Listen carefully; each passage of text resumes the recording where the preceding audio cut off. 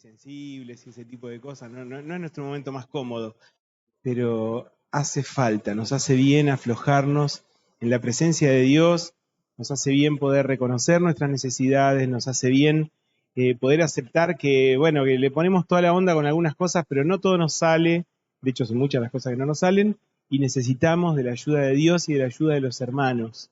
¿eh?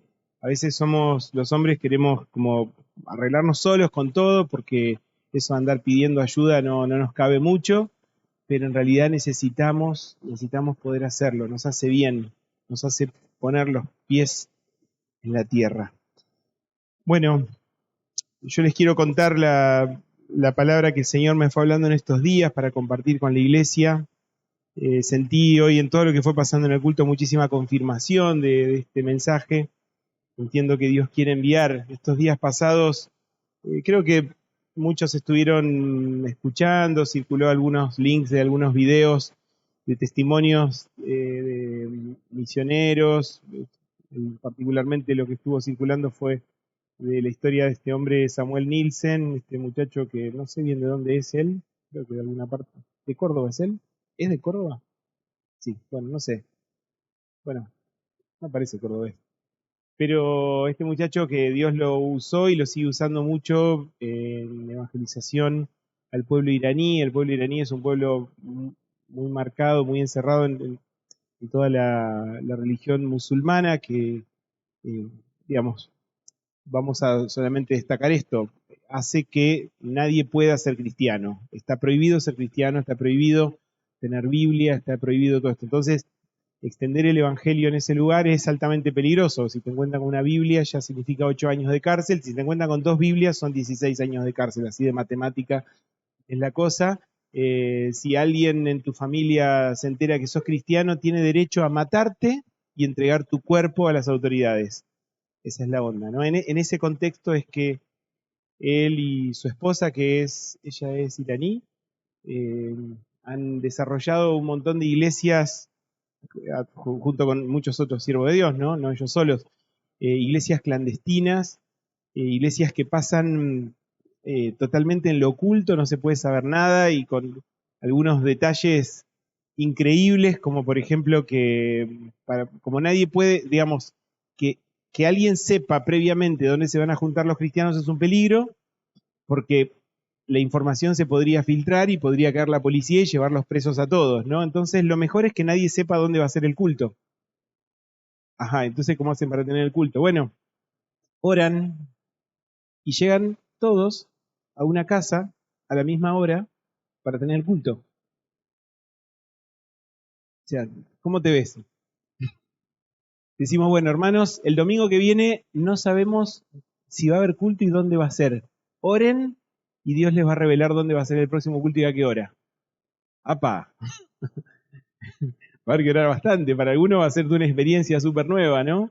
Bueno, ellos viven así, no es una cosa que decir, uy, una vez pasó que. No, eso pasa todo el tiempo. Y a mí me asombra mucho porque cada vez que una persona de familias de iraní decide creer en Jesús y, y cree y se anima a dar este paso tan peligroso, podría guardarlo en su interior el resto de su existencia y morirse de viejo sin haberle contado a nadie. Pero todos ellos oran muy activamente para poder evangelizar a sus familias, a sus amigos, a las personas que quieran, pero saben que su vida corre peligro al hacerlo, ¿no? Y de hecho, muchos de ellos terminan presos porque alguien los denunció por haberse animado a dar ese paso de obediencia a Dios y de tanto coraje, ¿no? Bueno, entonces, la verdad que hemos estado, muchos de los que estuvimos escuchando estos testimonios, muy movilizados por esto, ¿no? Y a mí me llenó la cabeza de preguntas y estuve orando bastante sobre este tema con el Señor. Hay un capítulo en la Biblia, yo les voy a pedir que lo busquen, lo vamos a leer un ratito y dejen el dedito ahí, si lo tienen en las Biblias de papel, busquen Hebreos 11, no vamos a leer Hebreos 11, vamos a leer solo un pedacito, pero es un capítulo tremendo, búsquenlo. Y yo me preguntaba, ¿no?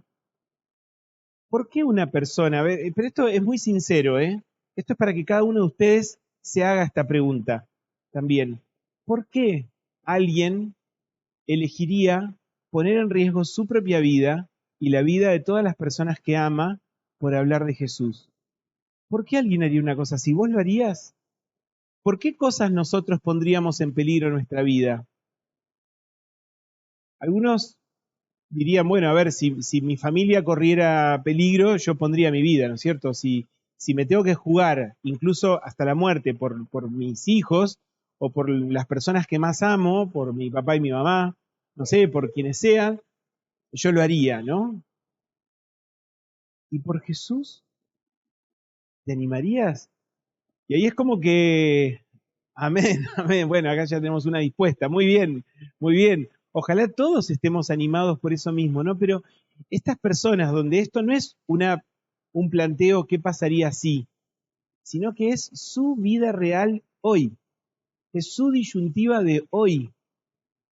¿Por qué eligen eso? Escuchábamos también de una persona que siendo impactada por el Evangelio en otro país, en Inglaterra, no sé dónde, oró por años, 20 años oró por su familia, hasta que Dios le dijo, este es el momento, anda a hablar con ellos. Claro, era más fácil orar desde el living de su casa, cómoda, segura en Inglaterra, que ir a Irán, hablarle a su familia y correr el riesgo de que la maten y le entreguen su cuerpo a las autoridades. Pero ahora era el momento. ¿Y qué hizo? Ah, no, pará, una cosa es orar y otra cosa es ir y jugarme el pellejo. Y lo hizo. Y vos decís, llegó y le compartió la fe a su familia y todos creyeron. No, la echaron, la trataron súper mal. Y ella seguramente preguntándose, ¿para qué me jugué la vida? Bueno, después todos ellos creyeron en Jesús. Pero tuvo que pasar un tiempo tan difícil, ¿no? O sea, ¿por qué hacen todo eso? ¿Qué clase de impulso los mueve a hacer todo esto? Bueno, el capítulo 11 de Hebreos, de la carta a los Hebreos, es un capítulo bastante famoso para los que han leído la Biblia. Si no lo leíste nunca, léelo, te va a llevar por un montón te va a mencionar un montón de pedacitos de la historia de la Biblia, de la historia del pueblo judío, de personas que se animaron a creer en Dios y a Dios contra todo. Así tuvieran el universo en contra, los tipos creían igual, las mujeres estas creían igual y sostenían su fe igual. Eso es el contenido del capítulo 11. Eh, Todas estas personas creyeron sin ver. Ustedes saben que todos los que estuvieron en la parte antigua de la Biblia, que llamamos el Antiguo Testamento, todas esas personas no conocieron nunca a Jesús. Algunos tuvieron profecías que hablaban acerca del Mesías que iba a venir a buscarlos, que iba a venir a salvarlos, pero ninguno de ellos conoció a Jesús en vida acá en la tierra, ¿no? ¿Cómo creyeron tanto? ¿Cómo se animaron a hacer tantas cosas por un Dios del que sabían tan poco?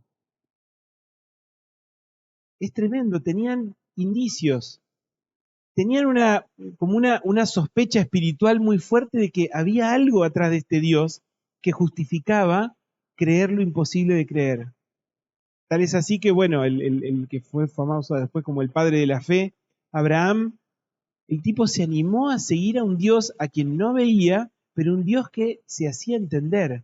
Yo no sé bien cómo era que Dios le hablaba, no tengo mucha idea porque no explica mucho, dice solamente Dios le dijo. ¿Cómo se lo dijo? No sé si se lo mandó escrito, si WhatsApp, no sé qué le mandó, pero la cuestión es que Abraham supo lo que tenía que hacer y caminó por fe. Tal es así que su fe fue notada por Dios y Dios lo tomó en cuenta como este es un hombre de fe, ¿no? Bueno, pero hay muchos relatos también súper intensos en la Biblia acerca de estas personas de fe. Personas que creyeron teniendo muy poquito con qué creer. El caso de Moisés, muchos de ustedes capaz que escucharon hablar de este hombre Moisés.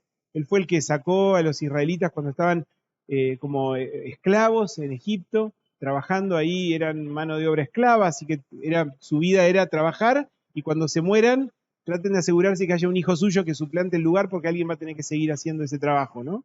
Era un poco era el destino de los hebreos en ese momento. Moisés es levantado por Dios para liberar a este pueblo, ¿no? ¿Qué sabía Moisés de Dios? ¿Qué Biblia tenía para leer?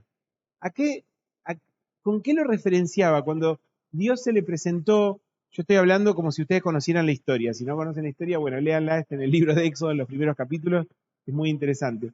Cuando Dios se le presenta a Abraham en el medio del desierto, en un arbolito que de golpe se había encendido en llamas, pero no se quemaba. Todos estamos acostumbrados a ver algo quemándose y prendido fuego. Pero esto tenía la particularidad de que estaba prendido fuego y no se quemaba. Y desde ese lugar Dios lo llamó y le dijo, yo soy el que soy. Yo te llamo. ¿Qué sabía Moisés? Sin embargo, fue tan poderoso ese encuentro con Dios que el tipo se animó a hacer locura tras locura, porque fue así, locura tras locura. Si ves todo lo que pasó para que Dios liberara a los hebreos de los egipcios, fue locura tras locura, desde nuestro punto de vista. Y sin embargo, Dios hizo todos los milagros y todo por un Moisés que se animó a creer a un Dios que no conocía prácticamente y que no tenía nada, no tenía un pastor a quien preguntarle o algún amigo que sepa más, decirle, mirá, ¿sabés qué? Me pasó algo, ¿no es cierto? Como a veces Maxi me cuenta, me dice, tuve un sueño, Dios me está hablando de esto y me lo cuenta. ¿A quién le iba a contar Moisés? ¿A su suegro, que era un sacerdote de otro Dios? ¿A quién le iba a contar? No tenía nadie, charlaría con las cabras, no sé. Pero la cuestión es que el tipo tenía que arreglarse con lo que tenía, ¿no? Y dice esto no lo vamos a leer, pero en Éxodo 33 cuenta que cuando él ya estaba en el desierto con el pueblo judío, él armó una carpita afuera del campamento. Era la carpita de la reunión, la carpita del encuentro, le llamó. A ese lugar iba él a orar. Dice la Biblia que cuando él iba ahí, Dios iba ahí y bajaba una nube sobre la carpita. Y él hablaba con Dios ahí. Y dice la palabra de Dios que él hablaba con Dios cara a cara como quien habla con un amigo. ¡Wow! ¿Cuántos de los que estamos acá se sienten que hablan con Dios de esa manera? Quizá Dios tuvo un trato especial con Moisés porque le había dado una tarea, pero gigantísima, con muy poca información previa. Entonces Dios dijo, le tengo que dar un poco de bolilla porque pobre muchacho, ¿qué va a hacer, no? La cuestión es que Dios lo respaldaba y Dios se manifestaba a él y él hablaba con Dios cara a cara como quien habla con un amigo, dice, me encanta. ¿Qué hablarían? Él le contaría, ay, Señor, se nos termina la comida. ¿Qué le doy? Hay una señora que está enferma ahí, ¿qué hacemos? Se nos va a morir acá en el medio del desierto, no tenemos nada para darle. ¿Qué hablarían cuando hablaban ahí?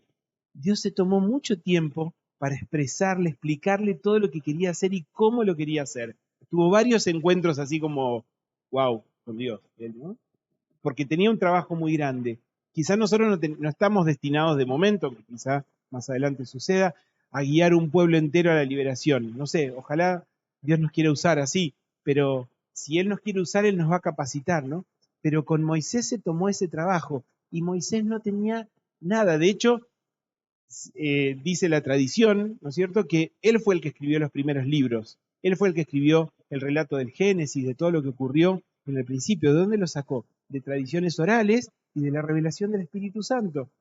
Todo eso se transformó en los libros que hoy tenemos, Génesis, Éxodo, Levíticos, ¿no? Él pudo escribir a partir de su relación con Dios. ¿Qué relación con Dios que tenía con tan pocos elementos? Vamos a mirar ahora entonces en los versículos 32 al 40 de Hebreos 11. Vamos a mirar esto. Porque está, después de dar una larga lista de personas y de personas que fueron notables por ese conocimiento de Dios y esa fidelidad a un Dios al que no veían y conocían muy poquito en realidad. Versículo 32 dice, ¿qué más voy a decir? Me faltaría tiempo para hablar de Gedeón, de Barak, de Sansón, de Jefté, David, Samuel y los profetas. Está mencionando a todas personas que están en el Antiguo Testamento y que fueron notables por esa fidelidad a prueba de todo, ¿no? Dice, los cuales por la fe conquistaron reinos, hicieron justicia y alcanzaron lo prometido. Se está refiriendo, ¿no es cierto?, que llegaron a esa tierra prometida que Dios les había dicho que les preparaba. Cerraron bocas de leones, apagaron la furia de las llamas y escaparon del filo de la espada.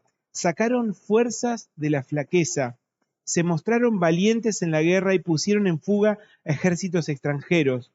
Hubo mujeres que por resurrección recobraron a sus muertos. Otros, en cambio, fueron muertos a golpes, pues para alcanzar una mejor resurrección no aceptaron que los pusieran en libertad. O sea, si la condición era, si la condición para mostrarle fidelidad a Dios era morís o, bueno, o renunciar a esta fe, ellos no renunciaban. Y no está hablando todavía de todos los que murieron después. Ustedes saben que en el principio del Imperio Romano los cristianos fueron muertos, pero como moscas. Se buscaba a los cristianos para matar. Lo más terrible fue en el gobierno de un emperador que se llamaba Diocleciano. Fue tremendo la cantidad de cristianos que murieron en esa época. No está hablando de esos cristianos que murieron, está hablando de personas que murieron antes. Dice, otros sufrieron la prueba de burlas y azotes, e incluso cadenas y cárceles. Fueron apedreados, aserreados por la mitad, asesinados a filos de espada. Anduvieron fugitivos de acá para allá, cubiertos de pieles de oveja y de cabra, pasando necesidades, afligidos y maltratados. El mundo no merecía gente así. Anduvieron sin rumbo por desiertos y montañas, por cuevas y cavernas. Aunque todos obtuvieron un testimonio favorable mediante la fe, ninguno de ellos vio el cumplimiento de la promesa. Esto es lo que yo les decía. Ellos murieron y entregaron sus vidas y vivieron sus vidas por un Dios del cual sabían bastante poco y del cual tenían promesas de liberación que no llegaron a ver, porque todo eso ocurrió después. Esto sucedió para que ellos no llegaran a la meta sin nosotros, pues Dios nos había preparado algo mejor. Y después vamos a seguir leyendo este capítulo. Así que dejen por ahí la cosa, ¿sí? Pero ellos se movieron en fe con muy poquita luz, con muy poquito conocimiento. ¿Esta es nuestra situación hoy? Hoy tenemos una Biblia entera, tenemos un Dios que se reveló y que dejó por escrito todo esto. Entonces, su revelación no es algo que, vaya a saber quién la sabe, vaya a saber quién se enteró, quién tiene la posta en esto, vaya a saber qué es lo que Dios quiere decir, es un misterio. No, no es un gran misterio. Hay algunos aspectos que todavía se mantienen un poquito misteriosos, pero tenemos un montón de conocimiento de Dios que ya está revelado en la Biblia. Leyendo su palabra entendemos quién es Dios, qué quiere, qué piensa, cómo siente, qué son las cosas importantes, cuáles son las que no merecen que le demos mucha importancia. Todo eso está acá en la Biblia y ya lo tenemos. O sea que estamos en condiciones infinitamente mejores que estos hermanos nuestros de la antigüedad. Y con toda esta revelación, a veces aflojamos porque nos duele un callo, porque nos ofendimos con alguien, por cada pavada. Y digo pavada no porque lo que te esté pasando es una pavada, porque vos seguramente lo sentís grande e importante, pero comparalo por un instante con estas cosas que leímos. Y ahí por ahí sí tengamos que llegar a la conclusión de que a veces me enojé por muy poco, perdí la paciencia por muy poco. ¿Qué más tenemos nosotros? Tenemos todos los relatos del pasado, los testimonios de lo que Dios hizo para entender cómo se maneja Dios. Tenemos profecías sobre el futuro, tenemos propósitos de Dios indicados, al menos para la generalidad del pueblo de Dios, más allá de que Dios tiene un propósito con cada uno, que también lo vamos a encontrar revelado en esta palabra. Tenemos enseñanzas claras para vivir nuestra vida todos los días. No podemos darnos el lujo de decir, y yo no sé qué hacer con eso. Ponete a orar. Buscá en la palabra de Dios y vas a saber qué hacer. Y no tarde, a tiempo. No te voy a decir que temprano. A veces Dios retiene un poquito la información hasta el último momento. Hay que conceder eso. A veces la pone complicada. Pero no llega tarde. Y tenemos a Jesús. Ellos no vieron a Jesús. Nosotros estamos después de Jesús. Para nosotros Jesús no es una promesa que vaya a saber cómo va a ser. Ya ocurrió. Ya vino. Ya murió por vos. Murió por tus pecados y los míos. Hizo todo lo que tenía que hacer para romper las cadenas del pecado en nuestras vidas. Entonces eso es algo que ya está hecho. Y nosotros disfrutamos de ese beneficio. Tenemos un montón de detalles. Tenemos la vida de Jesús escrita en 4 libros diferentes. Por si no te alcanzaba el relato de uno, tenés 4. ¿Sí? O sea, sabemos un montón acerca del Hijo de Dios, que es una verdad revelada ya a Él, ¿no? Tenemos al Espíritu Santo. Ustedes saben que en la antigüedad el Espíritu Santo no descendía sobre cualquiera. Dios elegía a este profeta y se revelaba a ese profeta, y los demás, si querían saber algo de Dios, tenían que escuchar al profeta. Dios no les iba a hablar de manera directa a nadie. Nosotros tenemos el Espíritu Santo, podemos hablar con Dios todos los días, podemos acercarnos a Dios, y Dios vive en nosotros por ese Espíritu Santo, y nos moviliza. Por si te faltaba impulso, el Espíritu Santo te enciende ahí como un piloto, que te enciende el mechero, y dice, vamos, vamos que estamos acá, sí, esto arde, dale vieja, vamos, movete, esto hay que hacer algo, ¿no? Entonces, Dios se mueve de esa manera en nosotros hoy que nuestros hermanos de la antigüedad no tenían. Tenemos la posibilidad de vivir una vida sobrenatural. Cuando nuestros recursos llegan al límite, tenemos un Dios que dice, bueno, los tuyos habrán terminado, pero los míos no. Así que fíjate lo que voy a hacer. Tenemos un Dios que se mueve en ese plano. Tenemos fuerzas dadas por Dios para dejar atrás el pecado, para vivir vidas nuevas, para dejar atrás nuestra vieja vida y todo lo que antes hacíamos y que hoy reconocemos que estuvo súper mal. Pero bueno, era lo que sabíamos, nos movíamos en ese nivel. Bueno, hoy Dios tiene algo mejor para nosotros. Tenemos una conexión estable con Dios. Todos los días podemos hablar con Él. Tenemos una iglesia. Tenemos el cuerpo de Cristo, la familia, porque Dios no quería, así como dijo Adán y lo vio tan pobrecito ahí entre todos los animales y dijo, a ver, que se haga amigo del león. No va a andar. Que se haga amigo de la rana. No va a andar. Entonces dijo, no es bueno que el hombre esté solo y le buscó le generó una compañía adecuada, ¿no? Pero en realidad para ningún hombre es bueno estar solo y no me refiero solamente a la cuestión de la pareja. Dios nos pensó en grupo. Dios nos pensó en grupo. Entonces, cuando creó su iglesia, cuando generó eso, pensó en grupo, en familia, pensó en necesidades interdependientes, pensó en ayudas mutuas, pensó en sostenimiento, en que oramos unos por otros. El mejor vínculo que puso es el amor, dice la palabra de Dios, ¿no? Y el amor, ¿qué es? No es escribir tarjetas de amor, es hacer algo concreto por amor al otro. Y eso se da en el grupo. Por eso Dios pensó la iglesia como forma para vivir los cristianos. Y aún en esos lugares donde la iglesia no se puede manifestar, no pueden poner horario y sacarlo en Facebook y todo el domingo nos juntamos en tal parte, porque van todos en cana, ¿no? Sin embargo, buscan conectarse. Hay otro relato que cuenta de un pastor que tiene su iglesia en el auto. No sé si lo escucharon eso. El tipo, ¿cómo en el auto? ¿En un auto? ¿En un auto grande? Bueno, ahora se compró un colectivo, dicen. Pero el tipo lo que hacía era, pasaba, como está prohibido juntarse, entonces pasaba y levantaba en lugares predeterminados a 2 o 3 personas, se subían al auto, entonces mientras andan en el auto, cantan, oran en la Biblia, ¿no es cierto? Los va dejando en diferentes lugares y levanta a otros. Y así es un culto que se va renovando, ¿no? O sea, ¿por qué lo hacen? Si podrían cada uno orar en su casa y listo, tanto lío, y nadie se expone a ir preso. Porque tenemos esa necesidad, necesitamos unos de otros. ¿Cuántos de los que estamos acá nos fuimos levantados por alguien que te dijo, dale, levántate, no es hora de estar tirado ahí, es hora de levantarse? ¿Cuántos fuimos levantados por alguien así? ¿Qué hubiera pasado si nadie nos decía nada, no?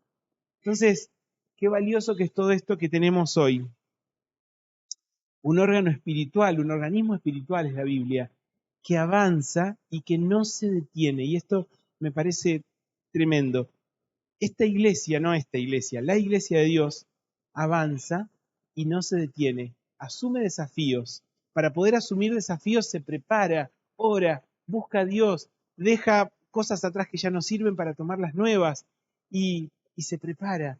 Y lo que sucede es que nosotros, que estamos subidos a este cuerpo como quien está subido a un colectivo, vamos avanzando con la iglesia. Y nuestras vidas están empujadas a avanzar. Por eso hay hermanos que les cuesta un montón y terminan desenganchándose porque dicen, esto es un ritmo que no lo puedo sostener, ¿no? Entonces dicen, yo no quería una vida tan complicada. Yo estaba bien como estaba y me bajo de este colectivo, ¿no? La iglesia es un organismo vivo que avanza y nos empuja a avanzar y te insta todo el tiempo, dale, da pasos, animate, crecé. Esto es, ¿no? La función también de la iglesia. Así que no te moleste cuando alguien de la iglesia te diga, dale, animate, da pasos, crece, porque así funciona. Si no fuera así, seríamos un cuerpo que se está muriendo, que se está cayendo a pedazos, y vos sos el pedazo que se está por caer en el próximo tropezón. Entonces, para que esto no pase, aceptá y amá y valorá a esos que te aglutinan al cuerpo y te suben al cuerpo y cuando te estás por caer del colectivo te agarran. ¿Vieron esos colectivos súper llenos? No sé, algunos estuvieron en lugares donde hay colectivos que a cierta hora de la mañana van, que revientan, la gente sale por las ventanas y vos ves que, bueno, ahora ya no se puede tanto, está mucho más reglamentado eso, pero cuando yo era pibe iba a la escuela y había un horario donde realmente los colectivos iban desbordando y siempre había alguno que iba sosteniendo al que iba en la puerta porque se caía, la puerta iba abierta con una persona con medio cuerpo afuera, ¿no? Bueno, si vos sos el que está con medio cuerpo afuera, da gracias que hay alguien que te está sosteniendo para que no te caigas, ¿sí? Da gracias. Todo eso. Bueno, miren cuántas cosas, cuánta bendición que tenemos, ¿no? Ahora vamos a volver a Hebreos, pero vamos a leer lo que sigue. En Hebreos capítulo 12. Leímos el final del capítulo 11. Vamos a leer el capítulo 12. Dice, versículo 1, por tanto, también nosotros, que estamos rodeados de una multitud tan grande de testigos, se refiere a todos esos cristianos o hijos de Dios que pasaron ya y que ya vivieron sus vidas y la dieron por Dios, ¿no? Como si ellos nos estuvieran mirando, ¿no? Tranquilo, no son fantasmitas que están mirando, pero es una forma de decir, bueno, frente a toda esa realidad, todos esos que siguieron a Dios y pusieron sus vidas, vos estás ahí delante de ellos, ¿no? ¿Qué haces vos? Entonces dice, frente a una multitud tan grande de testigos, despojémonos del lastre que nos estorba. ¿Entienden todos el concepto de lastre? ¿Sí? Ese peso que usan, creo que los barcos, ¿no? Cuando van vacíos para que no flote y se vuelva inestable, tienen que cargarse. Bueno, pero llega un momento que ese lastre puede ser un problema, ¿no? Entonces, hay un momento que hay que sacarlo para que te deje moverte. Bueno, despojémonos del lastre que nos estorba. ¿Cuál será el lastre que te estorba a vos? ¿Qué será lo que lo que te mantiene así como que querés andar, pero te engancha atrás y no te deja dar pasos? ¿Qué será? Dice, en especial del pecado que nos asedia. Acá tenemos un lastre importante. Esto es un lastre importante. Definitivamente no nos deja levantar vuelo el pecado. Entonces es tiempo de agudizar nuestra mirada, nuestra inteligencia espiritual, reconocer nuestros pecados y ponernos a trabajar en eso. ¿Sí? Y corramos con perseverancia la carrera que tenemos delante. Versículo 2. Fijemos la mirada en Jesús, el iniciador y perfeccionador de nuestra fe, quien por el gozo que le esperaba soportó la cruz, menospreciando la vergüenza que ella significaba, y ahora está sentado a la derecha del trono de Dios. Así pues, consideren a aquel que perseveró frente a tanta oposición por parte de los pecadores, para que no se cansen ni pierdan el ánimo. Nos cansamos y perdemos el ánimo por tantas cosas.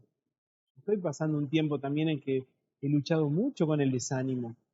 Y es una lucha que no está al 100 ganada todavía. O sea, todavía me aborda muchos días el desánimo. Y creo que no soy el único que le está pasando esto. Me parece que somos varios. Y hoy justo Mariela trajo esto, ¿no? Al culto. Y lo trajo respecto a los hombres, pero seguramente hay muchas mujeres también que se sienten así cansadas y desanimadas, ¿no? O sea, ¿qué tenemos que hacer? Tenemos que fijar nuestra mirada en Jesús. O sea, tenemos todo eso que dijimos recién, pero la Biblia no dice solamente apoyate en todo eso, dice mirá a Jesús, mirá a Jesús. Él es nuestro modelo, en Él nos motivamos, porque Él ya vivió todo esto y lo pasó por vos. Y si lo pasó por vos te dice, yo pude. Y alguno diría, pero él era Jesús, él era re bueno, a él todo le salía bien. No sé si todo le salía bien, lo mataron, no sé si se acuerdan. O sea, pero nunca nada lo frenó. De hecho, él iba a eso. Él fue buscando eso también. Él sabía que venía eso. Y no arrugó. ¿Por qué? Porque tenía una meta. Porque tenía una meta. ¿Cuál es tu meta? ¿Dónde está esa meta? Ser feliz. Quiero ser feliz. No sabemos ni qué es. ¿Conoces a alguien que sea feliz? qué sé yo. O sea, a veces buscamos cosas que suenan bien, pero que ni a nosotros nos satisfacen, porque no sabemos ni qué es, ¿no? Pero Dios te ofrece una vida definitivamente intensa al lado suyo. El foco se centra en Jesús. Si pensamos en muchos de los que escribieron el Nuevo Testamento, que fueron apóstoles, muchos de los que guiaron esa primera iglesia, que fueron apóstoles, en realidad ellos no nacieron apóstoles, ¿sabes? No nacieron apóstoles. Ellos no nacieron ahí ya santitos y con Jesús. Ellos eran personas comunes como vos y yo, que en un momento Jesús los pescó al vuelo y le dijo, vos vení, vení, tengo algo que decirte. Y sus vidas cambiaron totalmente, ¿no? Pero no fue tampoco de un día para otro. Jesús se tomó 3 años para estar con ellos. Y estos muchachos, porque en ese primer momento fueron todos hombres, después hubo muchas mujeres también que siguieron, pero la Biblia pone el foco en estos hombres. Ellos vivieron 3 años compartiendo con Jesús. ¿Que no tenían nada que hacer? ¿Ahí nadie laburaba? ¿Qué onda? ¿Cómo vivían? No tenemos muy claro cómo era el día a día de estos discípulos. Era bastante común en ese tiempo que un maestro aglutinaba estudiantes alrededor, ¿no? Alguien que la gente decía, ese tipo, qué sabiduría que tiene. Y la gente se arrimaba y buscaba estar y compartir mucho con esa sabiduría, con la sabiduría que emanaba de ese maestro, ¿no? A esos los rabinos. Y a Jesús en principio lo interpretaron de esa manera, era un rabino que tenía estudiantes y discípulos, ¿no? Pero esos discípulos se vieron impulsados a un montón de locuras acompañando a este Jesús, que definitivamente no era un rabino habitual, digamos, no pasaba de cualquier rabino de golpe alimentaba a 10.000 personas de la nada, ¿no? Entonces ellos se vieron impulsados a vivir experiencias asombrosas. Pero no estaban viendo, como todos nosotros, no todos, pero muchos que vimos Chosen, la serie esta tan linda, nos sentamos cómodos en el sillón de casa y miramos la serie. Ellos no se sentaron cómodos en el sillón de la casa a mirar la serie. Ellos estaban ahí. Ellos pasaron la vergüenza de tener que decirle a Jesús no tenemos nada para comer. Ellos le hicieron preguntas a Jesús. Todas sus cosas. Había uno de ellos, Pedro, que parece que tenía esposa porque tenía suegra. Generalmente no suele suceder que tenga suegra sin esposa, ¿no? Entonces el tipo tenía familia, tenía esposa y tenía una suegra que encima estaba enferma, ¿no? Él le lleva el problema a Jesús y Jesús sana a esta mujer. O sea, no hablaban de cosas voladas, hablaban de la vida, hablaban de la vida. Y acá me voy acercando entonces a la enseñanza en sí que yo les quería compartir, porque es a lo que Dios me llamó a mí también y me puso el foco, ¿no? Estos discípulos seguían a Jesús. Y no es que lo seguían ahí como uno ve la mamá pato con los patitos atrás que van caminando y simplemente lo acompañan.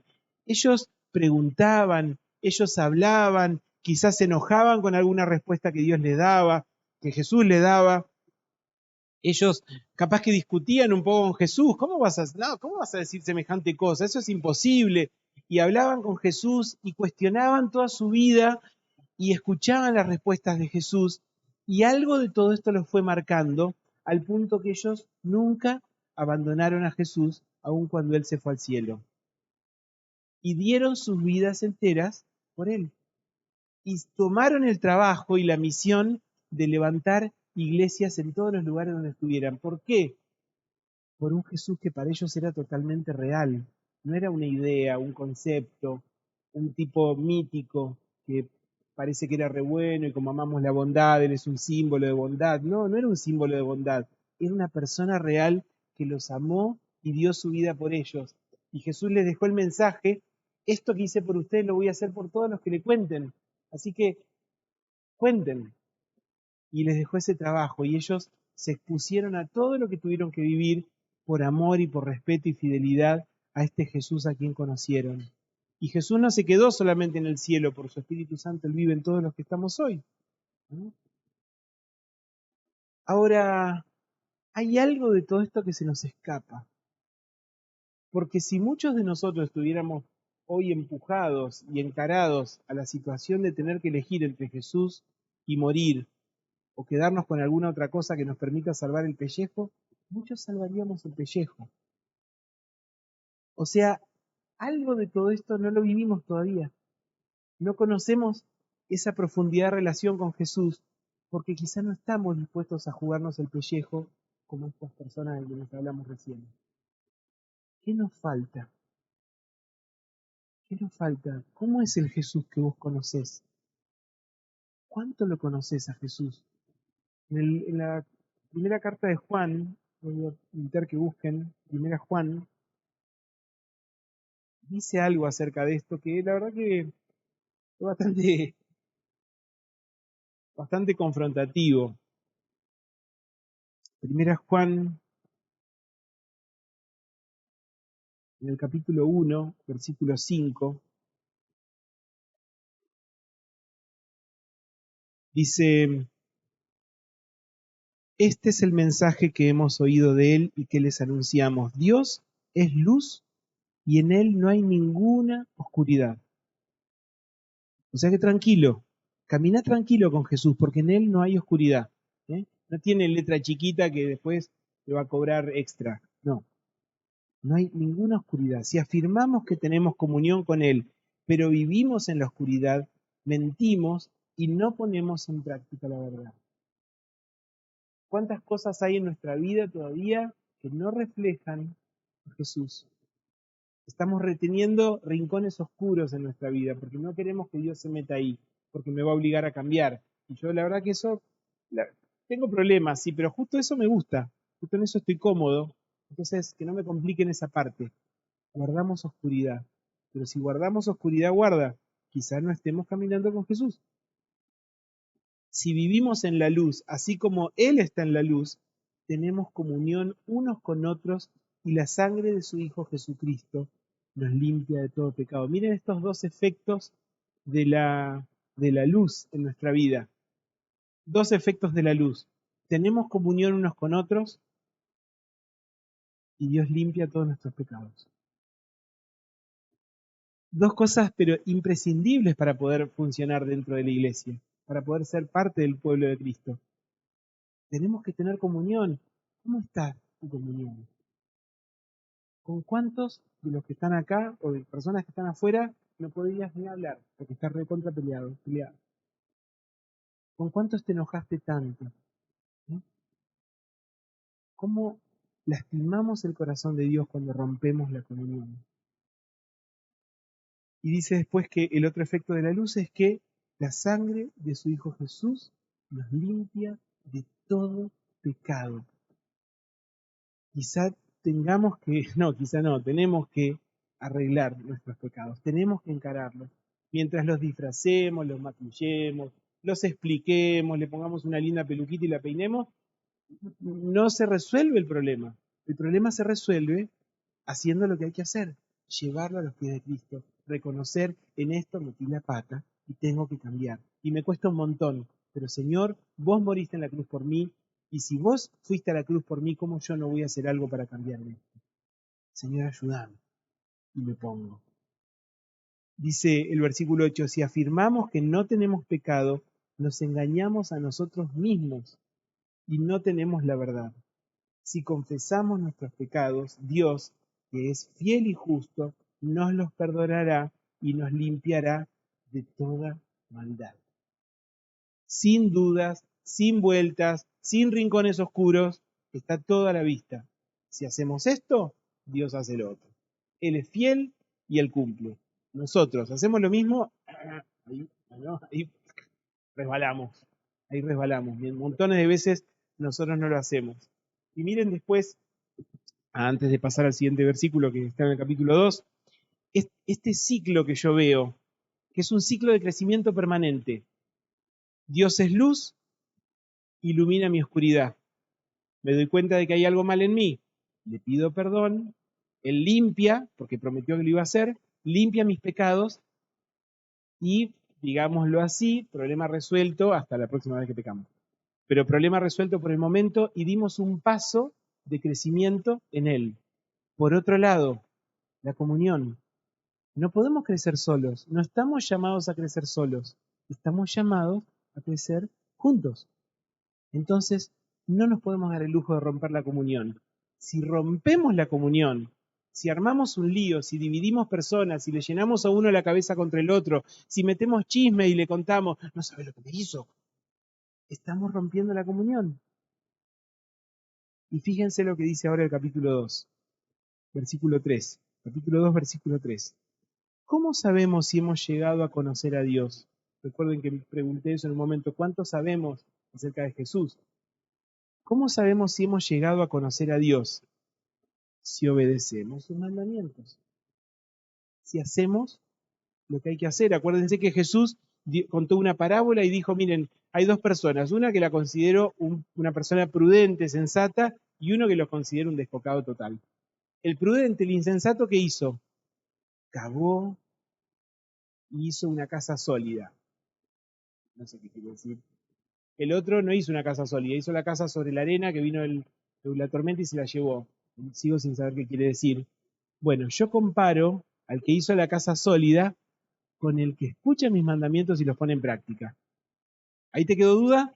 No, ahora ya entendí. Bueno, bien. Si ya entendiste, es tiempo de hacer lo que hay que hacer. No tiempo de pensar y postergar. Yo a veces con las cosas, no sé si a alguno más le pasa, pero con las cosas que no me gustan, que me incomodan, soy súper postergador. Mi esposa lo sabe. Hay cosas que las vengo pateando y pateando porque no me gusta, porque me es incómodo, porque no sé bien cómo hacerlo, pero si me pongo a investigar mucho la solución, voy a tener que resolverlo. Entonces, mejor decir no sé cómo se hace y lo dejamos ahí, ¿no? Y puedo postergar y postergar. Entonces, esto es un llamado a no postergar nada más. No postergar más. Leemos un cachito más y ya con esto terminamos. Versículo 4, capítulo 2, versículo 4. El que afirma, lo conozco, pero no obedece sus mandamientos. Ay, esto me duele hasta decirlo. Es un mentiroso y no tiene la verdad.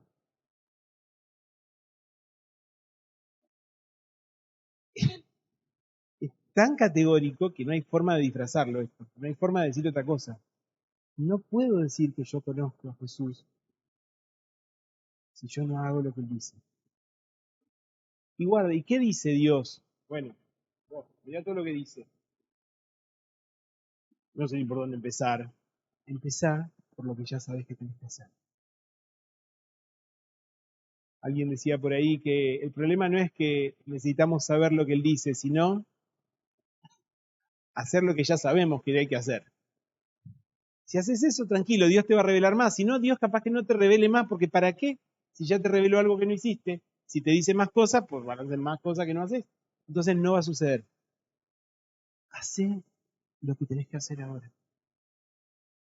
Entonces, hoy, la verdad que pensando un montón en esto, cómo ayudarnos mutuamente a concretar esto, porque es un llamado a lo concreto. Había pensado, le llevo a cada uno un papelito, y cada uno escriba. Después dije, no, es súper, como que los enfrento, escribí algo. No, pero no importa que no haya papelito. Es un desafío para cada uno de nosotros encontrar en qué no estamos reflejando ese carácter de Jesús, en qué no estamos siguiendo esos mandamientos. No te digo que pongas 200 cosas, porque no vas a poder resolver 200 cosas. Resolve una. Y si algo rompió la comunión, resolve eso. No nos podemos dar el lujo de romper la comunión porque Jesús dice que dio su vida por su iglesia. Está bien que lo hizo por vos y por mí de manera individual, pero Él nos ve como iglesia. Él dio su vida por su iglesia. ¿Quién soy yo para lastimar de alguna manera la iglesia por la que Cristo murió? La iglesia con la que Jesús se va a unir en las bodas allá en el cielo. La iglesia que Él rescató y quiere vernos todos juntos allá arriba. ¿Quién soy yo para romper esa comunión? Entonces, pedir perdón, reconocer la luz de Jesús y pedir perdón y que Jesús limpie todo lo que te haga limpiar y restaurar la comunión. Si hay algo que está entenebreciendo tu comunión con el cuerpo de Cristo, con alguna parte del cuerpo de Cristo, normalmente no nos peleamos con todo el mundo. Generalmente hay un par que, eso sí, son para pelearse en serio. Bueno, no sé, pero si la cosa viene muy grupal o más individual, no tengo idea. pero no lo dejemos pasar, porque en la medida en que lo dejamos pasar, no puede fluir el amor de Dios. Dice después, el versículo 5, en cambio el amor de Dios se manifiesta plenamente en la vida del que obedece su palabra. ¿Vos querés que el amor de Dios se manifieste plenamente en tu vida? No digas que no sabés cómo hacer. Ya está. Hacé lo que ya sabés que tenés que hacer. No lo postergues más, no lo expliques más. Andá a los pies de Cristo y hacé lo que tengas que hacer. Así que hoy, entre lo que trajo Mariela y esto, disculpen, capaz que un domingo soleado tan lindo venía. Bueno, aproveché el domingo soleado hermoso para hacer lo que Dios está esperando que haga. Porque hay bendición y hay amor de Dios, hay una camionada de amor de Dios que está esperando que vos hagas, que yo haga lo que tenemos que hacer, sin postergarlo más. Nada. Amén.